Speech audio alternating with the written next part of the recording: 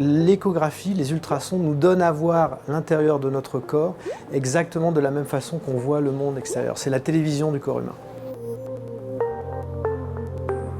L'échographie consiste à émettre des ondes ultrasonores à l'intérieur du corps. Ces ondes vont se propager dans les tissus et une petite partie de l'onde va être réfléchie par les petits diffuseurs qui renvoient cet écho en arrière, d'où le nom échographie.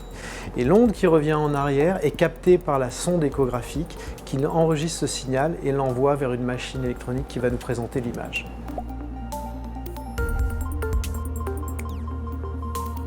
Il y a énormément d'applications des ultrasons dans le monde de la médecine. Tout d'abord, les techniques d'imagerie qui vont permettre de faire soit du dépistage, soit du diagnostic de maladies. Vous avez des applications aussi en thérapie. On peut maintenant aller traiter le corps humain à distance sans l'ouvrir. C'est de la chirurgie non invasive. Et puis vous avez aussi la création de capteurs intelligents par ultrasons, de petits capteurs qui sont embarqués sur le corps pour faire des mesures en temps réel. Ces systèmes qui sont basés sur les ondes ultrasonores sont dédiés à 3 grands domaines de la médecine: les applications en diagnostic du cancer, les applications en cardiovasculaire et les applications en neurosciences.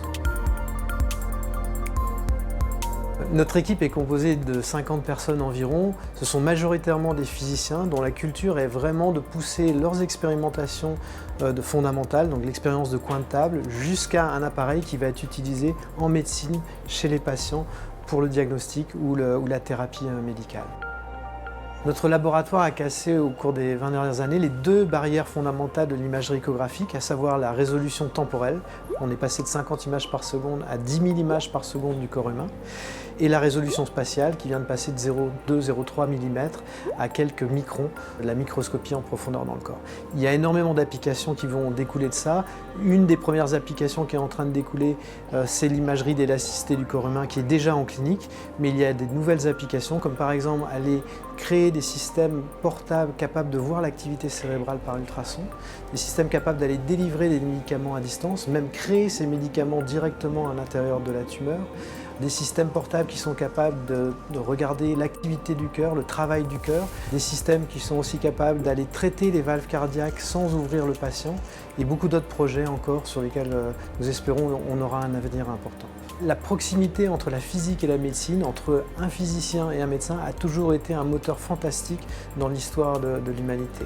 Un très bel exemple de transfert de cette recherche académique du laboratoire vers l'industrie est l'échographe qui se trouve derrière moi, cet échographe ultra rapide qui est développé par la société Supersonic Imaging, qui était issue des travaux de notre laboratoire. Et donc maintenant nous savons transférer très rapidement ces recherches jusqu'au patient.